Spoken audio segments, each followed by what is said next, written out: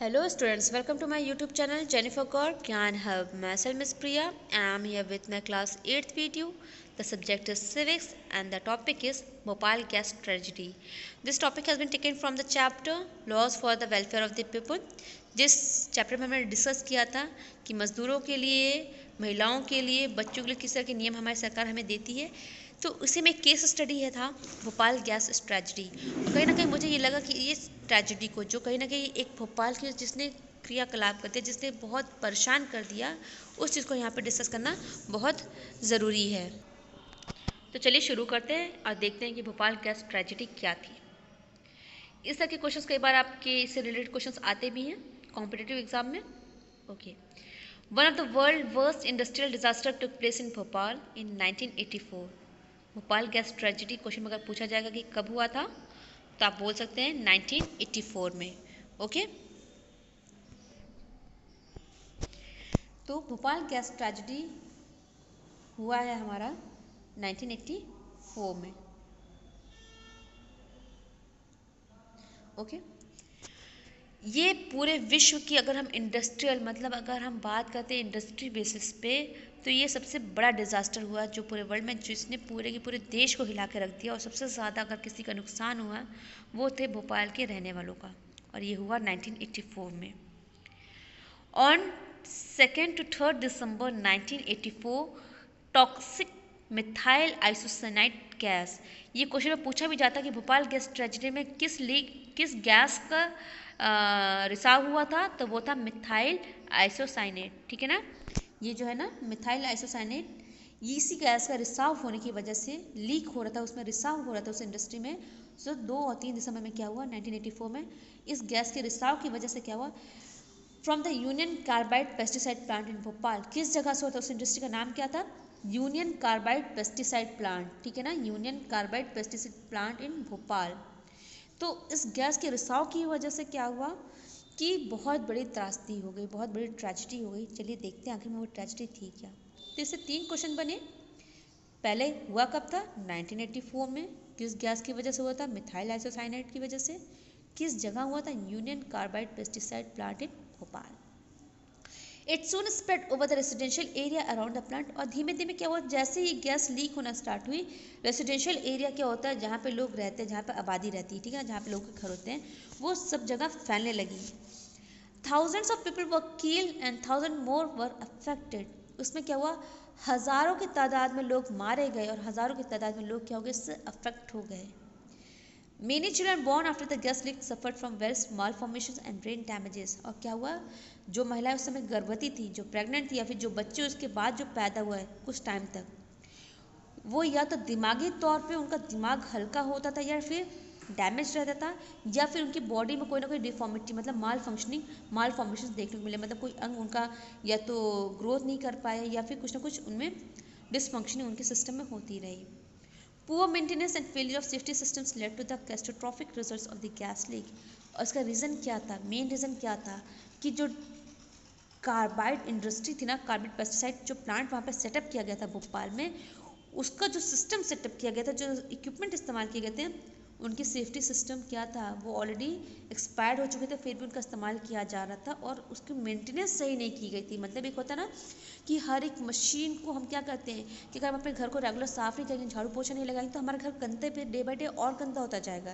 तो इसी तरह इंडस्ट्री तक, अगर इंडस्ट्री के मशीन्स को अगर हम रेगुलर ट्रीट नहीं करेंगे, रेगुलर मेंटेन नहीं करेंगे, तो क्या होगा, वो भी ख़राब होने लगी, जो चीज़ भोपाल में भी हुआ यूनियन कार्बाइड पेस्टिसाइड प्लांट में। So on December 4th, 1984, Warren Anderson, the chairman of Union Carbide, was among 9 people arrested but were later freed on bail। तो उसमें कौन थे, उसकी में जो इंसिडेंट हुआ 2 और 3 दिसंबर को, उसमें 4 दिसंबर को 9 लोगों की गिरफ्तारी हुई, है ना। उसके संग कौन थे, वॉरेन एंडरसन, इन्हें भी गिरफ्तार किया गया था। क्यों, क्योंकि ये क्या थे, यूनियन कार्बाइड पेस्टिसाइड जो प्लांट थे उसके चेयरमैन थे, हेड थे, चेयरमैन थे। तो 9 लोग संग इन्हें भी अरेस्ट किया गया, पर लेटर आगे चल के उन्हें क्या कर दिया गया, रिहाई दे दी गई, उन्हें बेल दे दी गई, उन्हें छोड़ दिया गया, फ्री कर दिया गया। The government pass the Bhopal gas leak act in March 1985। 1984 में ये केस हुआ, और इसी के तहत हमारी सरकार ने एक एक्ट पास किया जिसे कहा गया Bhopal gas leak act in March 1985। 1985 में मार्च में एक एक्ट पास किया गया इसके तहत, allowing the government of India to act as the legal representative for the victims of disaster, जिसमें उन्होंने क्या किया था, देश की जो इंडिया के जो सरकार थे उन्हें लीगल रिप्रेजेंटेटिव घोषित किया कि जितने भी विक्टिम थे, जो भी उस लोग जो उसमें दुर्घटना में जो लोग फंस गए थे, जिनके संग ये दुर्घटना हुई थी, उनके खिलाफ से वो बातें कर सके, अपनी बातों को रख सकें। On February 1985, the government filed claim for $3.3 billion from Union Carbide in US court, और इसके लिए फरवरी 1985 में, ठीक है ना, फरवरी 1985 में हमारी सरकार ने एक केस फाइल किया। किसको किया? यूएस कोर्ट में उन्होंने किया, और तकरीबन $3.3 बिलियन की उन्होंने यूनियन कार्बाइड के ऊपर केस फाइल किया क्लेम करते हुए। क्लेम मनी कितना था? 3.3 बिलियन। यूएस डिस्ट्रिक्ट कोर्ट जज transferred all Bhopal litigation off to India, और उन्होंने क्या किया? ट्रांसफ़र कर दिया भोपाल लिटिगेशन। कहाँ पे ट्रांसफ़र कर दिया? इंडिया में ट्रांसफ़र कर दिया। Okay, now after that in February 1989, the government and Union Carbide struck an out-of-court deal and a compensation of 470 million was given by Union Carbide। और फिर क्या हुआ? जब ये केस इधर से उधर जाने लगा तो फिर फाइनली 1986 के बाद जब उन्होंने लिटिगेशन को पास कर दिया था इंडिया में, जब यूएस डिस्ट्रिक्ट कोर्ट ने पास किया, तो 1989 में फरवरी में फाइनली क्या हुआ? वो कोर्ट के बाहर आए। कौन? यूनियन कार्बाइड और प्लस जो इंडिया की सरकार थी, उन्होंने कोर्ट के बाहर एक कंपनसेशन डील किया, समझौता किया। कितने डॉलर का? 470 मिलियन डॉलर का, 470 मिलियन डॉलर का उन्होंने क्या किया? यूनियन कार्बाइड से कंपनसेशन डील की। इन 1999, अभी तो 89 तक में ये चीज़ें हुई। 1999 में क्या हुआ? An international organisation Greenpeace tested the soil, ground water and wells in and around the Union Carbide factory in Bhopal and found organic chemicals and mercury in quantities up to 6 million times higher than expected. तो उसके बाद international organisation थी Greenpeace नाम की, उन्होंने क्या किया? 1999 में वहाँ की मिट्टी को ले गए टेस्ट करने के लिए, वहाँ के पानी जो ग्राउंड वाटर था उसको लेके गए, जो कुओं में पानी था उसको लेके गए कि चेक करने के लिए कि वहाँ पे मरकरी जो केमिकल्स और जो मरकरी की क्वांटिटी कितनी होनी चाहिए या कितनी थी, क्योंकि ये केस आपका 1984 में हो रहा है, ठीक है ना, 1984 में हो रहा है। उसके बाद में 1999 में लेके गए कि उसके चेकअप के लिए कि कितनी क्वांटिटी में पाया जा रहा है। तो उन्होंने देखा कि जो उन्होंने एक्सपेक्टेशंस लगाए थे वो एक्सपेक्टेशन से 6 मिलियन टाइम्स, कहा जाता ना 2x टाइम्स, वो 6 मिलियन टाइम्स क्या थी? हायर थी। सो इन नवंबर 1999 several victims and survivors organization filed an action suit against Union Carbide and its former CEO Warren Anderson in the Federal Court of New York।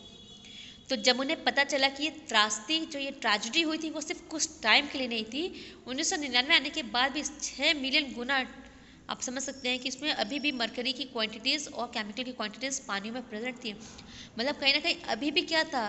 काफ़ी harmful था वो वहाँ के लोगों के लिए, वहाँ की जीवन शैली के लिए।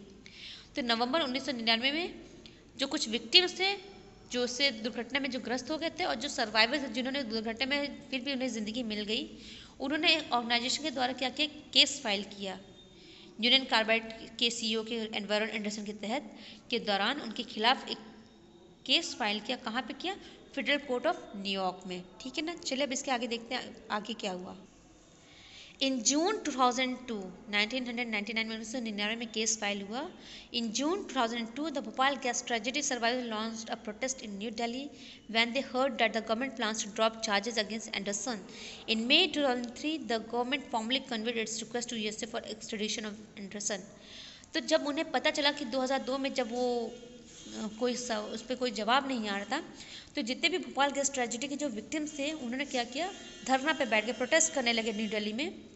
जब उन्हें ये चीज़ पता चली कि जो सरकार है वो एंडरसन के खिलाफ, जो इंडियन सरकार है, जो भारतीय सरकार है, वो एंडरसन के खिलाफ कोई चार्जेस फाइल नहीं कर रही है, तो 2003 में सरकार ने क्या किया? फॉर्मली कन्वे कर दिया, रिक्वेस्ट कर दी यूएसए से, किसके लिए? एंडरसन के एक्सट्रेडिशन के लिए। Those affected by the tragedy have claimed that they have not received enough compensation. क्या रीज़न दिया गया था? कि लोगों ने बताया कि जो लोग उस गैस ट्रेजेडी में, भोपाल गैस ट्रेजेडी में जिनको चोट पहुंची थी, जो चोटिल हुए थे, उन्हें उतना पैसा नहीं मिला कंपनसेशन का जितना उन्हें मिलना चाहिए था, है ना। पैसे मिले पर इनफ मनी नहीं मिला था।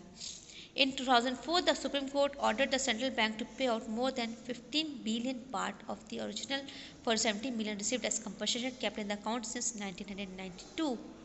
कितनी बड़ी बात पता चली यहाँ पे क्या है कि फिर हमारे सर्वोच्च न्यायालय ने ऑर्डर किया किसे, सेंट्रल बैंक ऑफ इंडिया को, कि 15 बिलियन जो कहीं ना कहीं 470 मिलियन जो 1992 से बैंक में पड़ा हुआ था, उसका 15 बिलियन पैसा क्या है वो विक्टिम्स को दे दिया जाए। मतलब जो कंपनसेशन मनी मिला था 470 मिलियन, उसमें सभी इन्हें जो नहीं मिला था उसका कुछ हिस्सा जो था 15 billion part of the original जो था वो उन्हें देने के लिए सुप्रीम कोर्ट ने सेंट्रल बैंक ऑफ इंडिया से कहा। On June 7, 2010, all 8 accused, including the then chairman of Union Carbide in the Bhopal gas disaster case, was convicted by a court. और फाइनली 7 जून 2010 में क्या हुआ, इस पर एक फैसला है, उन्हें कन्विक्ट कर दिया गया कोर्ट में। It has been 25 years since the world's worst industrial and environment disaster and loss of the thousands of lives. However, many victims still await justice. तकरीबन इस केस को हुए, भोपाल गैस ट्रेजेडी को हुए 25 साल हो गए, पर अभी भी क्या है, कुछ विक्टिम्स अभी भी न्याय के इंतज़ार में बैठे हुए हैं। Many NGOs are actively involved in the fight for justice of the Bhopal gas tragedy victims. और अभी भी कई तरह के नॉन गवर्नमेंटल ऑर्गेनाइजेशंस हैं जो NGOs हैं, वो वर्क कर रहे हैं, वो फाइट कर रहे हैं इनकी जस्टिस के लिए। तो माय डियर स्टूडेंट्स, मुझे लग रहा है कि आपको भोपाल गैस ट्रेजेडी क्लियर हो गया होगा। फिर भी अगर आपको कोई दिक्कत है तो मुझे कमेंट सेक्शन में कमेंट करके ज़रूर बताएगा। आज के इस वीडियो के लिए बस इतना ही, और इसके संग आपका ये चैप्टर भी कंप्लीट होता है। Thank you for watching my video and don't forget to subscribe and share my channel.